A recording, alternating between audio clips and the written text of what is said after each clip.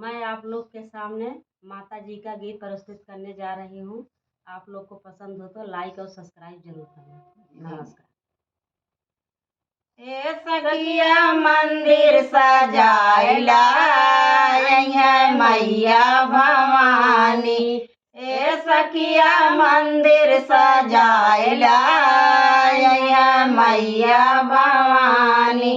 मैया भवानी है दुर्गे भवानी। मैया भवानी है दुर्गे भवानी। हे सखिया मंदिर सजाइला मैया भवानी। हरे हरे गोबर से अंगना लिपायो। हरे हरे गोबर से अंगना लिपायो।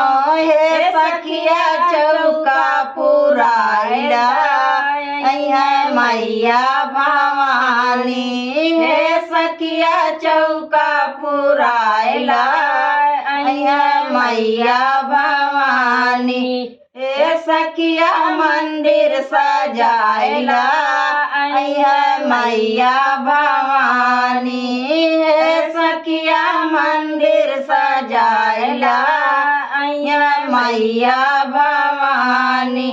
गंगा जमुना से जल भरी लायो। गंगा जमुना से जल भरी लायो।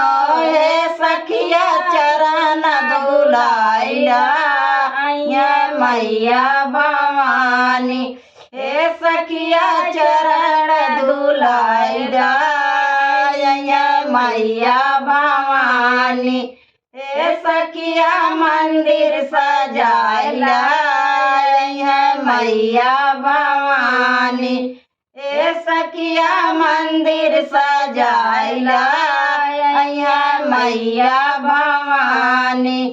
पान सुपारी ध्वजा नारियल। पान सुपारी ध्वजा नारियल। हे सखिया भेंट चढ़ाइला मैया भवानी। हे सखिया भेंट चढ़ाइला मैया भवानी। हे सखिया मंदिर सजाइला मैया भवानी। हे सखिया मंदिर सजाइला मैया भवानी। लाल लाल से दुरा बाजार से मंगायो। लाल लाल से दुरा बाजार से मंगायो। हे सखिया विद्या लगाइला मैया भवानी। हे सखिया विद्या लगाइला मैया भवानी। हे सखिया मंदिर सजाइला मैया भवानी। हे सखिया मंदिर सजाइला मैया भवानी। लाल लाल लहंगा बाजार से मंगायो। लाल लाल लहंगा बाजार से मंगायो। हे सखिया चुनर ओढ़ाइला मैया भवानी। हे सखिया चुनर ओढ़ाइला मैया भवानी।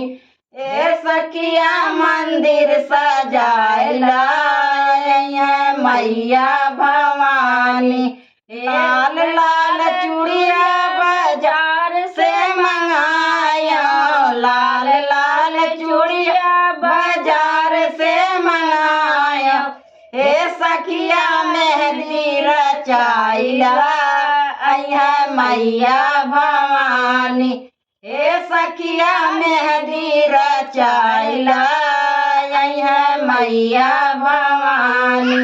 हे सखिया मंदिर सजाइला मैया भवानी। हे सखिया मंदिर सजाइला मैया भवानी। जय माता।